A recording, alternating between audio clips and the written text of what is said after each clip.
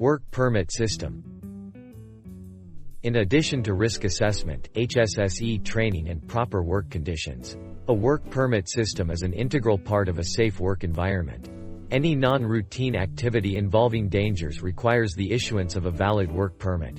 Examples of these activities are hot work, activities that have the potential to release enough energy to be an ignition source. Cold work, non-routine work that does not have the potential to release enough energy to be an ignition source.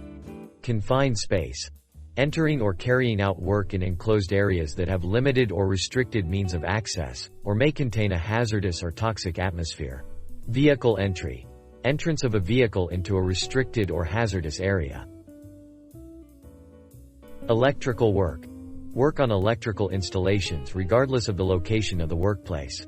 For example, electrical work may require also a lockout-tagout process. Excavation work, work involving manual or mechanical excavation or drilling of a depth greater than 0.5 meters. Work at height, working at a height of at least 1 meter above ground level or whenever local regulations require working with fall protection equipment. Radiation work, work involving radioactive sources or potentially radioactive contaminated material. An integral part of the work permit system is the work permit form. This can be designed for each type of work, or in a multi-purpose form. In any case, the work permit form should ensure that optimal organizational and technical measures are taken to minimize the risks. To ensure a proper application of the work permit system, clear roles and responsibilities should be assigned by the local management. A permit applicant, for example the maintenance supervisor. A permit issuer, that could be the operations supervisor.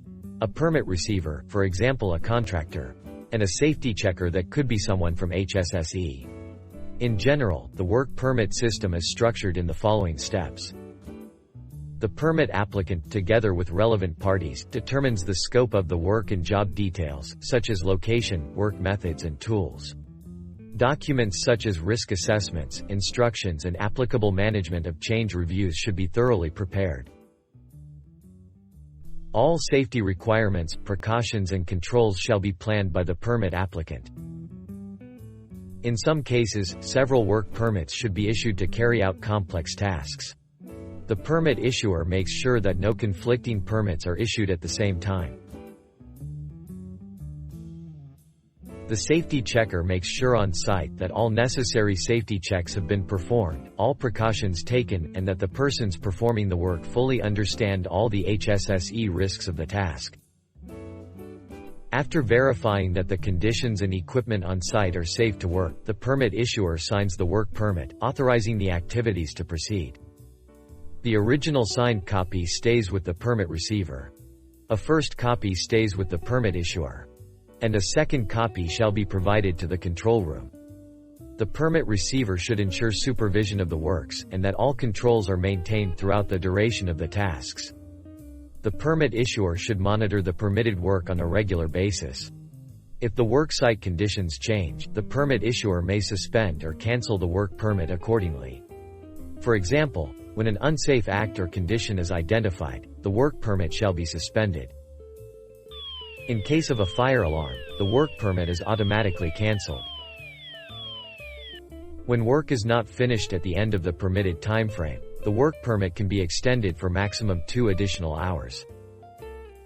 At the end of the timeframe allowed in the work permit, the permit receiver ensures that the work site is left in a safe and clean condition and signs off the work permit to indicate that the permitted activities have stopped. This is also verified by the permit issuer, ensuring a safe and satisfactory final condition on site. Finally, all copies of the work permit are signed off in the control room, officially closing the permit.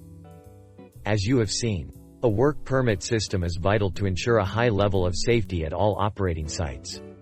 All non-routine works should be covered by a work permit system. A proper work permit system with clear responsibilities is protecting our people and equipment when carrying out tasks. Don't forget, our campaign, Target Zero, is aiming for no injuries and no incidents.